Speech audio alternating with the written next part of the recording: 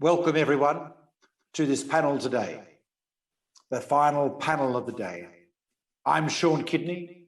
I'm the Chief Executive Officer of the Climate Bonds Initiative, a global organisation working to mobilise capital for climate solutions and climate action. We have heard many very interesting talks today.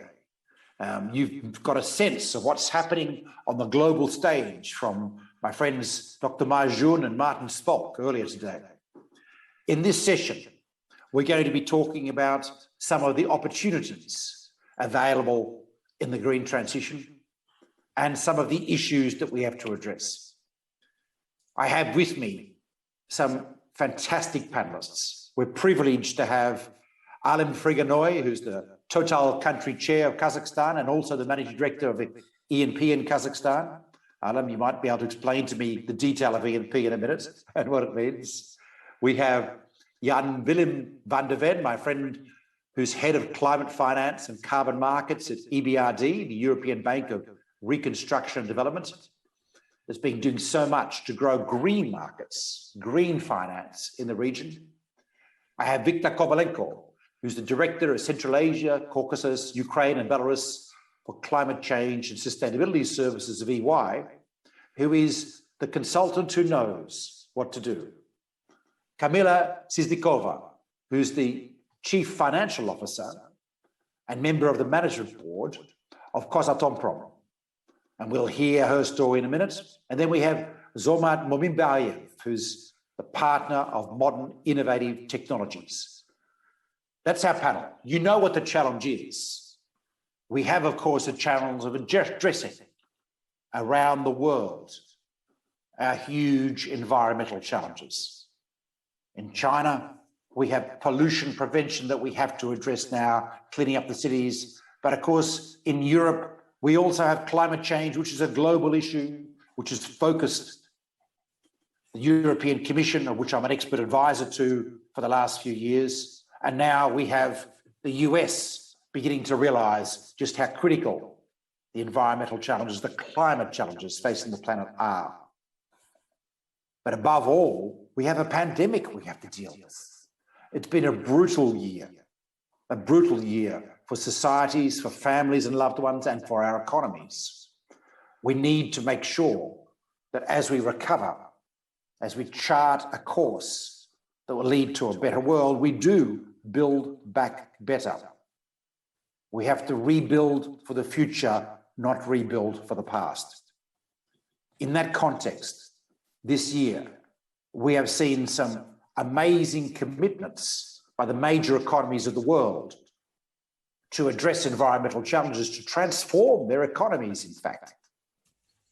China has adopted carbon neutrality by 2060 target, peak emissions by 2030, and will, I think, beat those targets.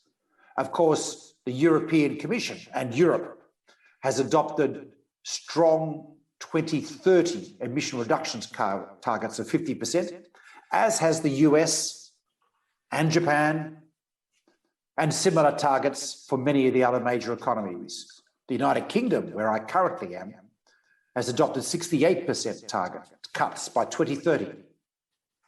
2030 is the critical year now to implement the commitments that different countries are making around the world to not only recover, regenerate, rebuild their economies, create jobs where we have lost so many jobs, but also ensure that those economies, those societies, the places we live are clean and green and meet the incredible objectives, ambitions that we have to meet around climate change, that represented by the Paris Agreement, of which Kazakhstan, of course, as along with other Central Asian countries, has signed up to support and implement.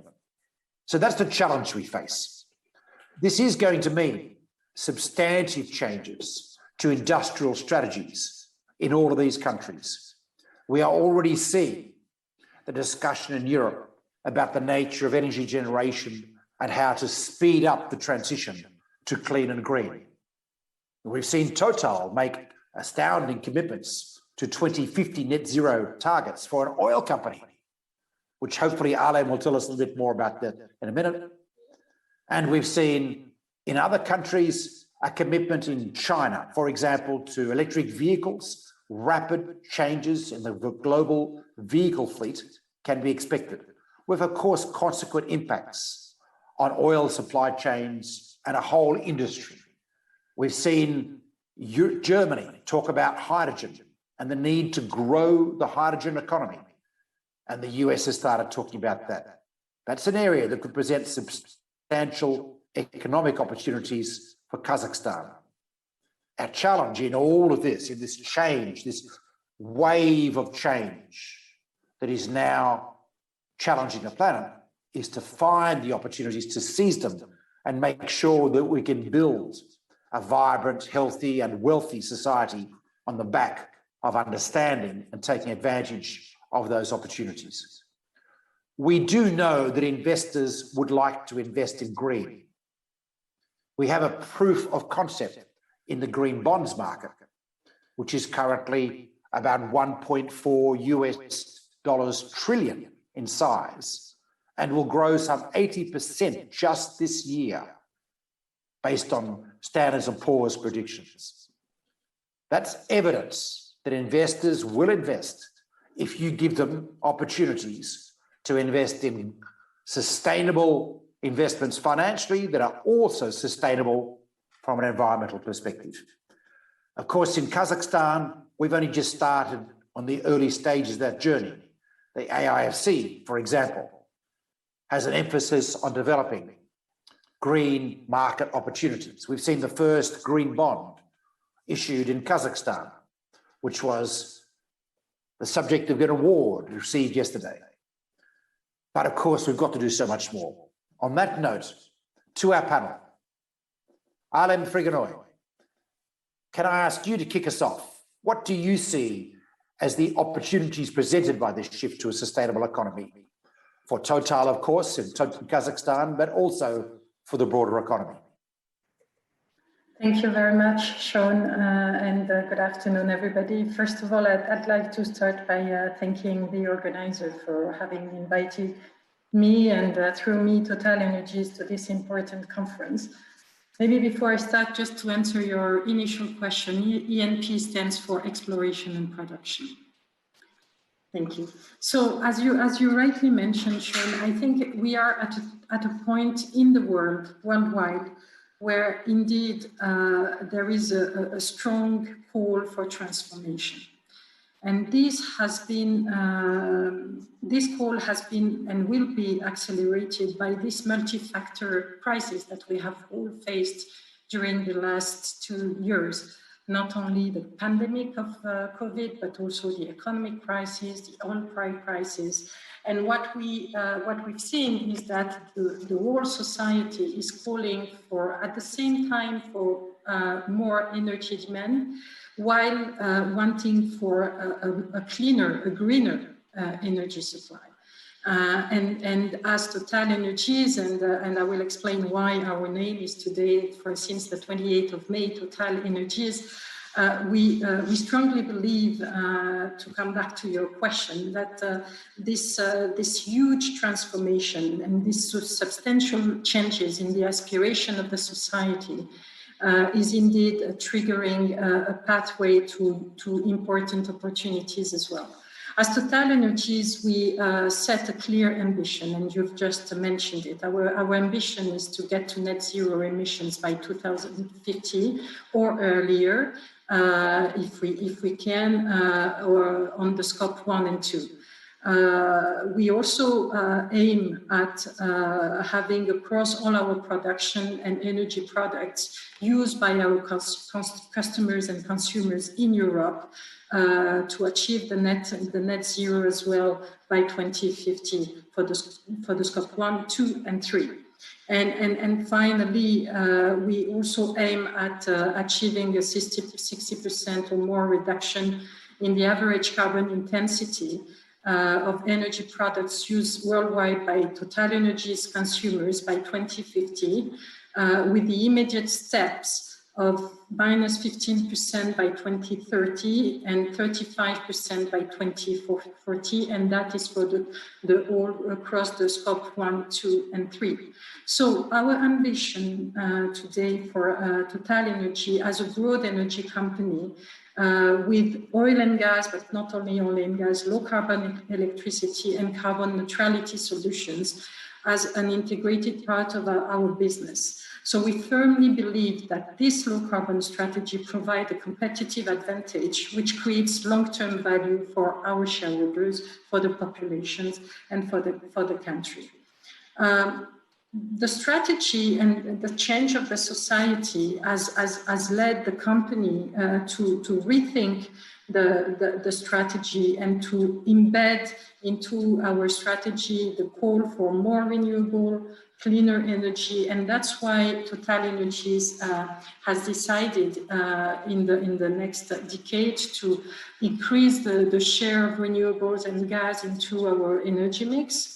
And indeed to massively invest into renewables project. The aim is to invest about $60 billion over the next 10 years on the renewables, and to achieve 100 gigawatt capacity of renewables by 2030. All this would, we believe, record itself into not only this willingness and this call for cleaner energy, but also we shouldn't forget that this has to also enter and fit into a more sustainable world. And that's why TotalEnergies has also aligned with the UN Sustainable Development Goals.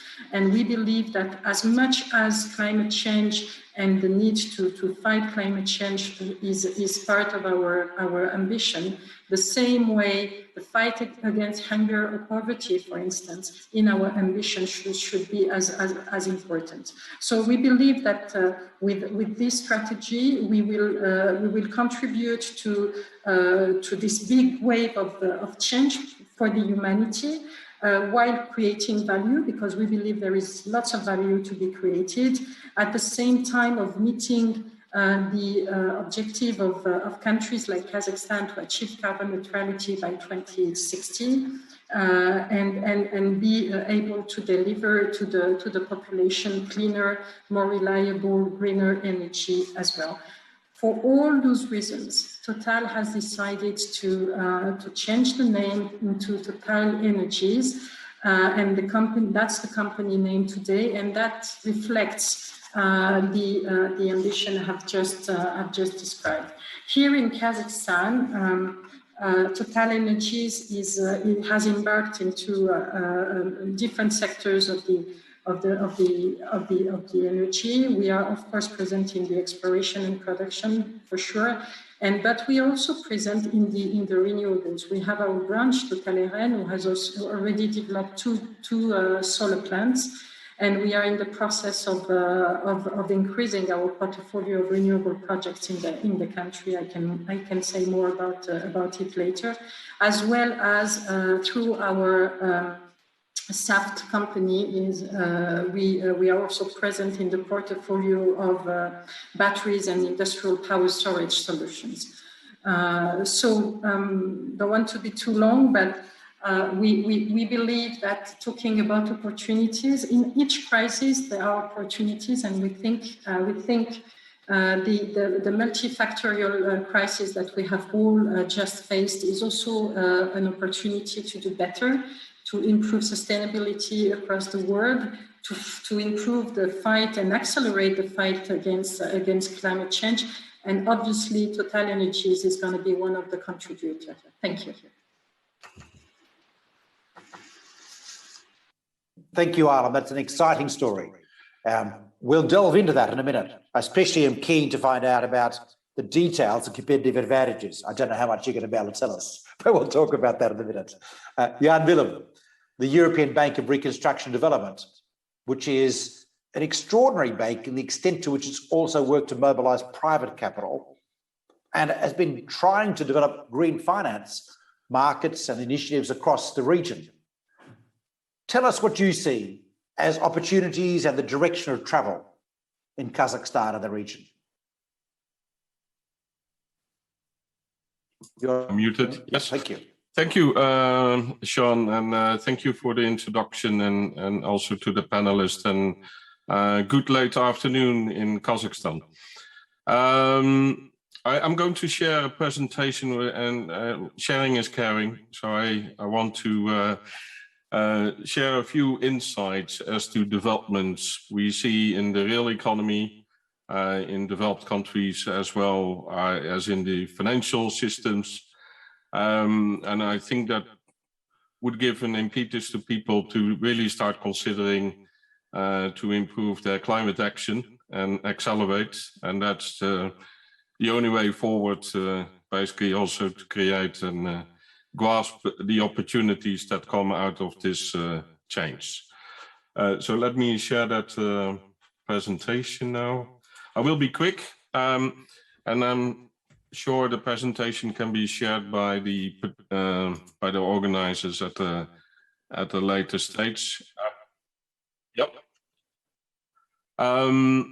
So as EBRD, we are very active, of course, in the low carbon transition in our countries of operation. I'm very glad that our board of governance last week approved that the bank will be fully aligned with the goals and objectives of the Paris Agreement by the end of next year. And that is going to first increase our policy dialogue in this area, so assisting the countries we work in with their long-term strategies, NDCs, etc., but also to really increase climate finance and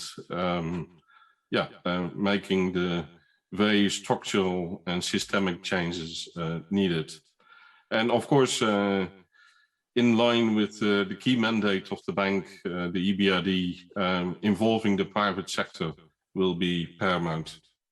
And without we can't meet the objectives of the Paris Agreement without the private sector. This can't be done by the public sector alone. So there's a responsibility to be taken there by the private sector. Just very quickly, a couple of developments you would need to take note of. One was already mentioned by Sean. There's an increasing chance that there might be carbon border adjustment mechanisms being put in place. My understanding is the Commission will come out, the EU Commission will come out this month with a draft regulation, and we're all keen to see how it will look like. But this is surely going to drive change. Or then we have in the global aviation industry, and we have CORSIA, that's the first global carbon market. We have the Task Force on Climate-Related Disclosures, TCFD, which is very connected also to the work that Sean Kidney and the climate bonds are doing. Then we have all of the net zero statements of large multinationals having made, and I'm happy to hear what Total Energies was saying just a minute ago. Of course, there is the pandemic that also influences all of the processes. We have the task force on scaling voluntary carbon market, which was initiated by Mark Kearney. And then in Europe, there's the Fit for 55 package that will further put pricing, carbon pricing on other sectors, such as transport and buildings.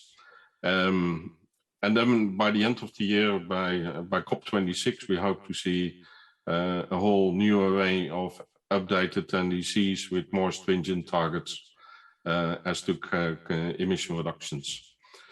Now, just a word on CBAM. We are, of course, also looking into that.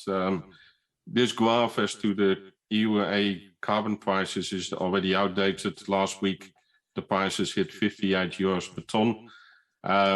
And at this price level, it really changes, let's say, the P&Ls and steering it towards green operations in let's say in the EU. But of course, the EU needs to take care that it doesn't lose production to other countries because it's implementing environmental measures.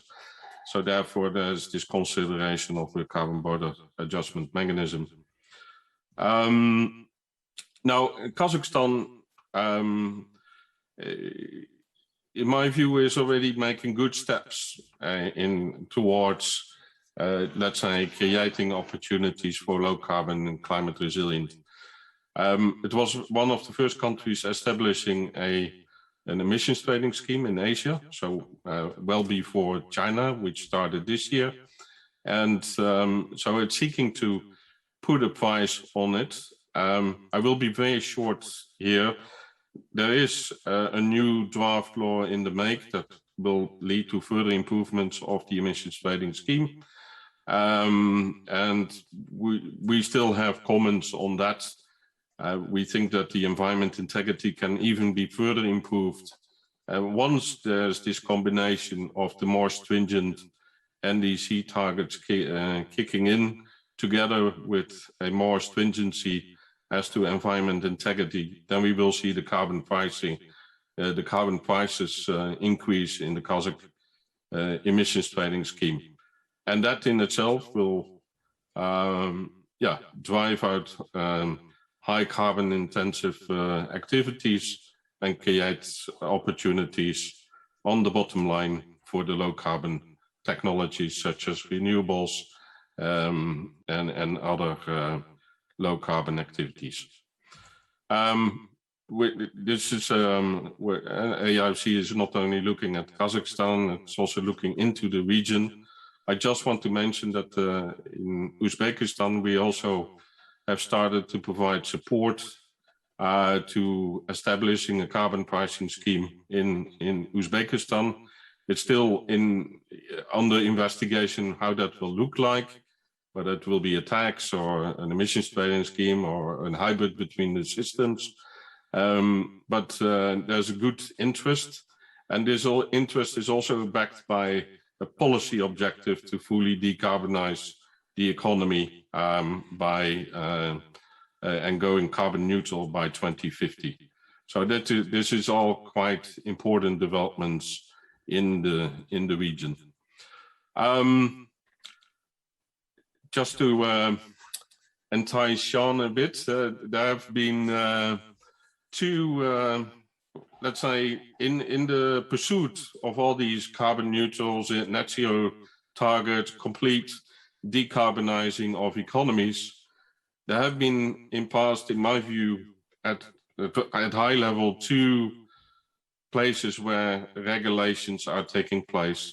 So one, and there's where it originated in, let's say, 2003, when the EU was contemplating the emissions trading scheme, is the carbon markets. And the carbon markets went up and down a couple of times, and now they're back up again. And then we had similar developments, but a bit delayed to that in the financial sector, and a lot of initiatives, such as the taxonomy development in the EU. Now, what we notice is there's a proliferation of standards and activities around this field, and the work laid out and cut out for us is also to see how we can reconcile some of these notions that have been developing in order to make sure that both systems provide cross-fertilize each other rather than are kind of in competition or lead to distortive effects. Это была конкуренция, которая может привести к искажению рынков. And so in that sense, and I want to, в этом смысле я не хочу слишком много времени посвящать вот этому слайду, но хочу лишь сказать, что мы сейчас проводим исследование в отношении того, где бы мы могли объединить эти два направления, и данное исследование будет проведено для того, чтобы посмотреть, как эти системы могли бы сотрудничать более качественно. Большое спасибо. Sean, over to you. Thank you, Jan-Willem. Слово вам. Спасибо. I've got an announcement going on in my ears. I hope the producers Jan-Willem, You can shut that noise У меня down. But first, есть Victor, объявление, может быть, производители могут по этому поводу тоже поболтать. Виктор, вы следующий. Расскажите нам. You're trying to develop green markets in the region. What are the opportunities? What are you seeing happen? What are the low-hanging fruit too? Well, quite a comprehensive question, to be honest, and we do work with that in many areas, considering also ESG and considering the climate adaptation and mitigation stuff. Well, but I would say that the decarbonization is what we are focusing now the most in the region. Why? Because again, we all are aware about the EU CBAM mechanism, which is coming to the reality in 1.5 years. This is the carbon border adjustment mechanism, which will imply the importers to EU to pay for their carbon intensive products. And second is that Kazakhstan is going to implement its own carbon regulation, make it more stronger, implement a domestic carbon tax, and also to make stronger emission trading system. And this will push not only exporters, but the whole industry of the country. Well, we can talk a lot of what are the causes of that, but I would like to talk about the implications and what could be the results. Well, first of all, this type of stuff will create the economically feasible demand for investing into green projects. So from one side, this is something, well, not similar, but a bit similar of what China did, why the green bonds and other kind of sustainable bonds market is so huge there in the country. So before having a kind of economically feasible demand for investing into green projects, that was a kind of more reputational stuff, attracting international investments where there are institutional investors which have a kind of mandates to invest into these kind of projects, etc. But when the regulation came into reality, this created a kind of demand. I name this as economically feasible demand for investing into green projects, no matter it is a project to reduce pollution of water, of reducing waste generation and processing, or it is about emissions into atmosphere, including greenhouse gas emissions. But after that regulation, the project to invest into this kind of environmentally positive impact became economically feasible. And that was closing a final gap in that puzzle. So after that, the already existing instruments like green bonds became a good tool to attract investments from the sustainable finance market and generally international capital markets into this projects. And from other side, companies who do invest into their decarbonization, into their reducing of emissions, etc., with other environmental impacts, they had a kind of, okay, now these projects are economically feasible, now we can invest in them, not just because of we need to follow green agenda, which is on the global level, but just because this is a kind of economically feasible stuff. And is this happening, Victor? Is this actually happening now, this change? I think so. So the regulation is not fully in place in the country. We're involved in its assessments, developing good policy measures, etc. But it will be very soon.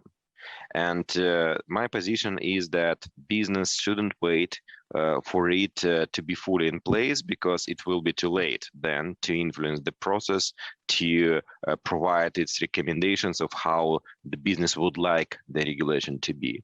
But it is now the right time to do what we name a kind of testing for, make a carbon testing of your investments, test your investments, OPEX, CAPEX, and tax payments with a carbon price. This means implementation of internal carbon pricing in the internal and management economy of the company. It will make companies be prepared for this regulation. Well, it will come into place, and at the same time to start establishing connections with international capital markets, again, to be ready to attract finance and funding for these projects soon. So this is a kind of position we accept and we promote with the businesses. So Victor, you've heard me say to you that I'm keen for you to be very successful in your climate practice. That's a symptom, a sign, if you like, of the change happening in Kazakhstan. But Kamila, at Kazatomprom, you've also got an interesting story. Please share it with us and your views and opportunities. Thank you, Sean. Hello, everyone, and thanks for having me here. So the question that you've raised, like what are the opportunities presented by the shift to sustainable economy? Well, I think I'll start just really briefly from saying that there are a lot of challenges, and I think that the mining industry through this shift to sustainable economy might help to resolve the challenge of the UN Sustainable Development Goals. And the main challenge is the first, we need to sustain the economic growth, and at the same time, have this all the other important goals like the growing global population, and so all of that can be achieved through the efficiency gains. And this is the main idea of shifting to the sustainable economy. The idea is how we do this.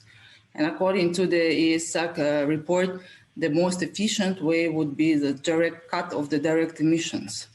In that way, I would really like to share with the audience that Kazatomprom is the #1 producer of the natural uranium in the world. And all of our customers are outside of Kazakhstan. We ship to more than 20 customers in 10 countries. And all the market sentiments that we're getting recently from investors, from ESG investors, and from our customers is that as of now, nuclear energy is considered as actually the only sustainable source of a base load, low carbon energy, electricity. So this is really interesting and important shift in the perception. And as of now, the nuclear energy isn't included in the overall taxonomy structure that is being discussed at the EU now, but there are certain recommendations that are given in order to study further, in order for nuclear energy to be treated as a source of low carbon energy. So I think it's really also important to consider that, like as of now, the world operates more than 400 reactors, and with the stated capacity of around 400 gigawatts, and is expected to grow by 30% within the next 20 years. So that also might be very interesting and important to consider this now, because again, the goals that humankind is stating are very challenging. You know, this 1.5% cut in the temperature would require some really serious actions, and they should be supported from all the sides, like the monetary terms in terms of taxes that we're going to discuss further, but also these direct cuts. And I just wanted to talk about that nuclear in the international markets is considered as this really stable base load source of this low carbon energy. Thank you, Kamila. Thank you for those comments. There is a huge job in transitioning our energy systems. We heard from Ahlem earlier. And of course, as you say, there's a discussion going on in Europe about the nature of uranium and nuclear. But I just want to make one clear, because I did chair the electricity working group of the technical expert group that advised on the taxonomy in Europe. Nuclear is low carbon. Please, let's not have any debate around that. It is very low carbon, absolutely relevant, inclusive that way. The debate that's going on in Europe are about other matters. I'm going to waste disposal, decommissioning, and so on. Matters unrelated to the climate objectives, but of course still important environmental challenges. The Commission has indicated there'll be clarification in Q4 on that matter. But in other countries, in China and in the US, nuclear is part of the discussion. And the US administration has brought in some incentives for new nuclear technologies. So it's very much a live discussion around the world on this issue. The key thing is we have to shift, and we'll ask Ahlem for some more thoughts in a couple of minutes. But I want to finish up our first round, and then we're going to go straight to questions because we've only got a few minutes left in this session. Zhomart, an innovative company, or rather you've got a fantastic title, Modern Innovative Technologies. Tell us what's going on and what are the opportunities your company is seeing? Thank you, Sean. Hello, everybody. Today I'm on a business trip in Kyzylodarda city. This is south of Kazakhstan. And we have today plus 57 Celsius. So this is a real what's happening with our climate. So, and the countries suffer no matter it is close to sea or in the middle of the continent. So, and today these smart watches, they went to self-derating system more than 3 times. So they stopped work because it was too hot, and all these air conditioned system almost paralyzed this grid in the Kyzylodarda city. Okay, can I start from a very fast demonstration of my... Dive in. Can you see this on your screen? Yep. Okay, so we said this is like decarbonized, like CO2 reduction units based on the blockchain and trade on the specialized platform that we want to work with international financial center like Astana. And this is the turnover of CO2, what we want to offer to... Okay. Okay. Thank you. Okay. Okay. So, oops, it goes. Keep talking, Zhomart. Yes, okay.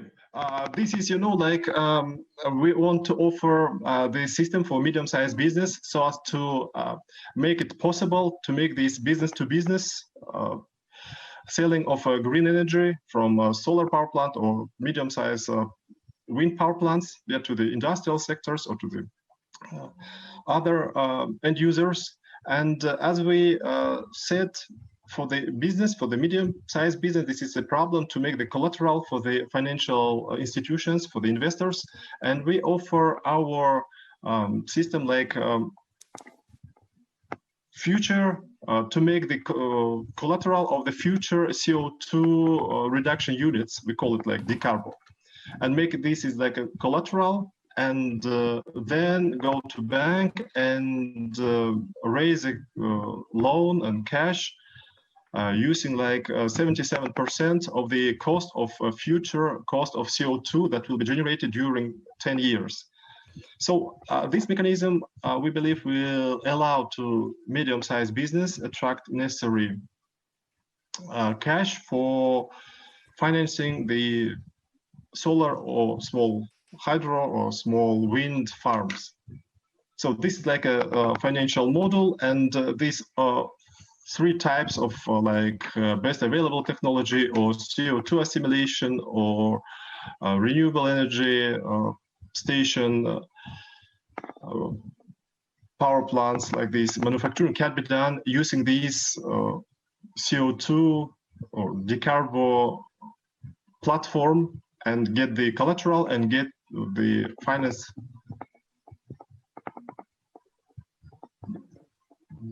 to pay for this station. Okay, so. Zhomart, how advanced are you in this? Is this operating at the moment? Oh, this is right now our idea, and our IT specialists working on create this platform and involve it to this like Green Investment Group, which is a local company for second opinion, to involve this Eurasian Ecological Fund and involve the local bankers, investors who is really thinking that. This is very cool. What do you need, or have you got what you want to get it going? Yeah, we need just like just 2 so as future CO2 units to be classified as a sufficient collateral or pledge for the banking system. This is first. And the second, attract more investors to this platform. So we need to promote it. We need to make sure the world, or Kazakhstan, knows about it. Yes, yes, of course. Look, it's a fantastic innovation. I had the chance, everyone, to read the documents that Zhomart shared in advance. So I hope that this is going to be part of achieving the vision that Jan-Willem talked about before and Victor mentioned earlier. I am conscious that the organisers keep telling us that we have to finish on time. So I'm getting a tap on the head, so to speak. We've got a few minutes left. I'm just after a parting comment for everyone, except Ahlem. I want to grill her a bit. So I want to know, Ahlem, tell us a little bit about, you're such a major enterprise.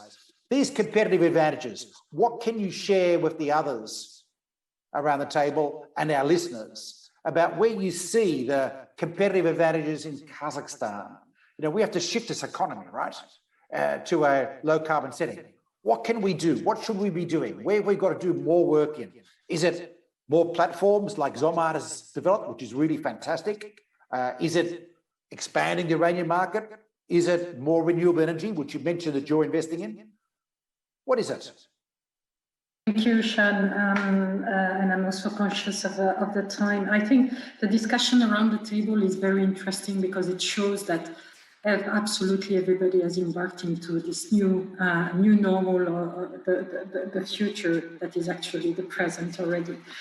Kazakhstan is in my view, definitely a country that, and Victor has mentioned that, which has already made a couple of steps. And I think we should acknowledge that. And I think it's absolutely key to understand that the country has taken critical steps toward carbon neutrality. TotalEnergies has the ambition to be a world-class player when it comes to energy transition. And I'm saying that because in Kazakhstan, energy transition is going to be key. So, of course, Kazakhstan today is highly dependent on the oil and gas, but I would say that this is also a good opportunity to get the right level of investment to be able to invest into greener economy, be it renewables, be it all other sources of energy, including nuclear. Why not? At one point, one has to be pragmatic.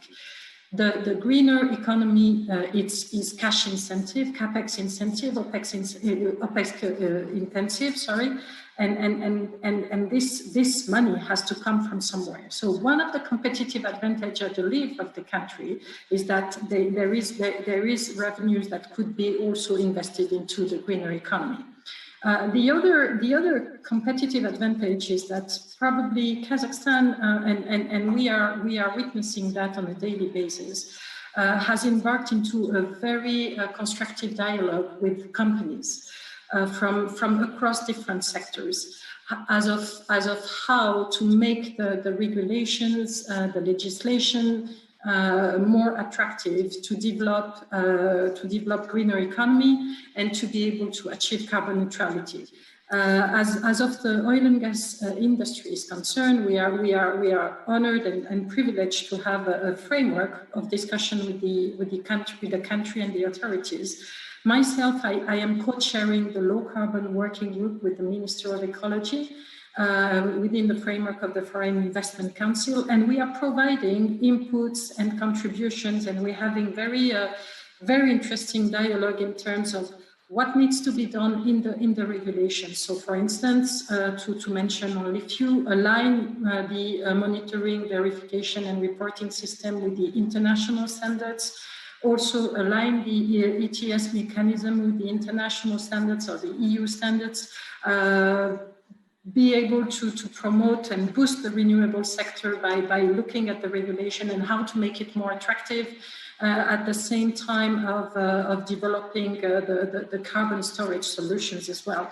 So all this is being discussed. I think Kazakhstan is being very open on that, and obviously the political will behind it is quite strong. So I think that makes the country quite forthcoming and definitely ahead. Thank you.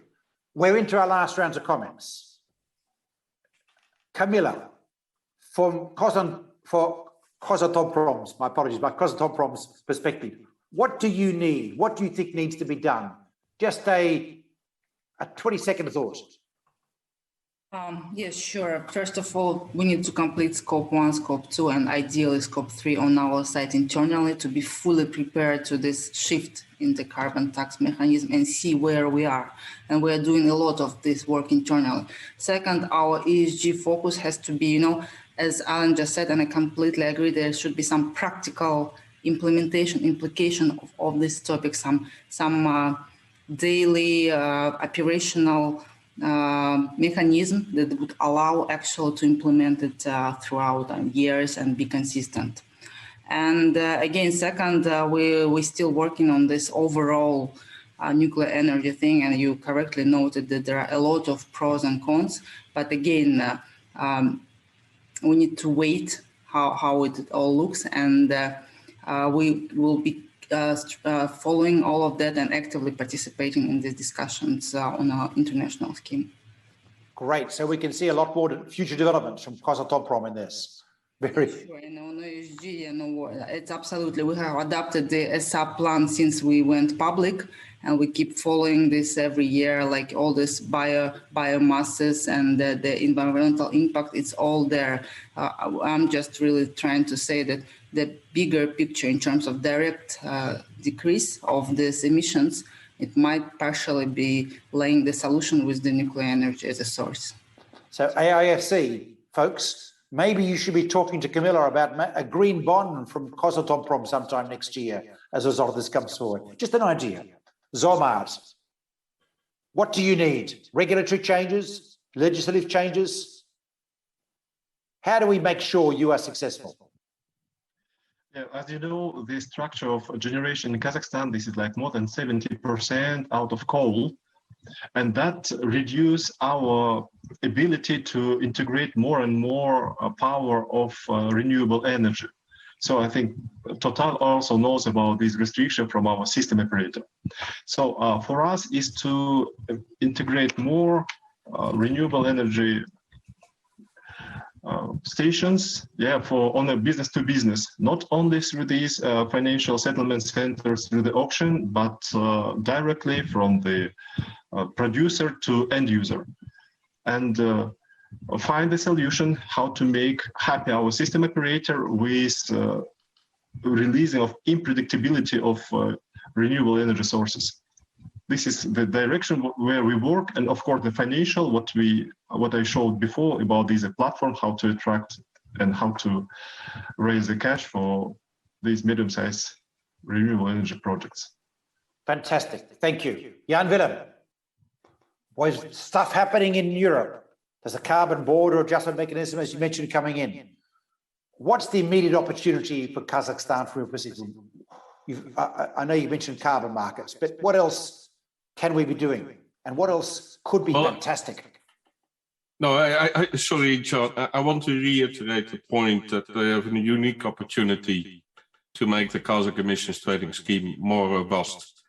And, for example, introducing auctioning rather than giving out allowances for free, improving the overall environment integrity so that making sure the target really bites.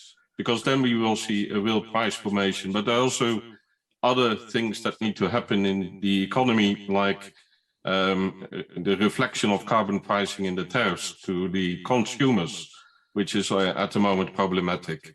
So a number of changes need to happen. And then we get indeed a real price on carbon. Then when we have a real price on carbon, the prospects for renewable energy and other low carbon technologies, of course, become more interesting for the commercial sector. And here's where you can get the bond issuers in eventually on the back of commercially operating projects. So that's the change that need to happen. But let's not forget the other aspect. Once the government starts auctioning the allowances, it creates fiscal revenues that can be used to put into education, to put into just transition, yeah, to deal with the social issues that has to start dealing with as well. Thank you. Very good point about the social issues, and I want to alert our listeners that on Tuesday, the European Commission will announce the next stage of the Action Plan of Sustainable Finance and a framework for addressing social issues and taxonomies. There's a lot to be looked at for Kazakhstan. Victor, opportunity, how's this going to work? Tell us a sense of the opportunity and, of course, a clue to what your workflow is going to be going forwards. Which opportunities do you mean? Number one. What is number one, do you think? I want a big green finance market in Kazakhstan tomorrow morning. That's perfect, but it will be not so quickly. Well, the biggest opportunity, I would say, is to still have an access to international capital markets. To be honest, this is probably not very optimistic, but companies who will be on this place, who will consider these carbon regulations, who will be prepared for that, and who will developing their decarbonization and low carbon development strategies, practical and economically feasible, they will have the greatest opportunity for that, still keeping access to international capital markets. This is probably not a kind of star, we will be going somewhere, we will have some great projects. Guys, this is just a reality. Those who will be not on that way, they will lose access to international capital markets, or at least their financing will be more costly. That's it. That's a reality. Great point. And that's a great point at which to finish. Opportunity, but also risk coming forward. The 2030 commitments by the major economies need to be watched, need to be understood. It will lead to substantial changes in global economies, and Kazakhstan and Central Asian countries need to find the opportunities in that change. Of course, the taxonomy work, and we're currently working on a common ground taxonomy between Europe and China, provide guidance as to what is a low-risk universe going forward. What are the investments that are likely to be benefited by government action and less at risk of negative government action? This is something Kazakhstan is doing. We've been advising the Kazakhstani government, and we will see a taxonomy coming out of Kazakhstan as well. But there are about 20 countries now outside of China and the European Union working on this. The theme is build back better. We have to build back. There is a lot to be done, but we have to look forward, not backwards, to create a future, a sustainable future for our children, where we will get sustainable returns, as well as a world we want them to live in. Thank you, everyone. Thank you for listening in. Thank you for our fantastic panelists. Good luck in changing Kazakhstan and, of course, changing the world. Thanks, Sean. Thank you, Sean. Thanks a lot, Sean, for great moderation and good questions. Thank you. Thank you.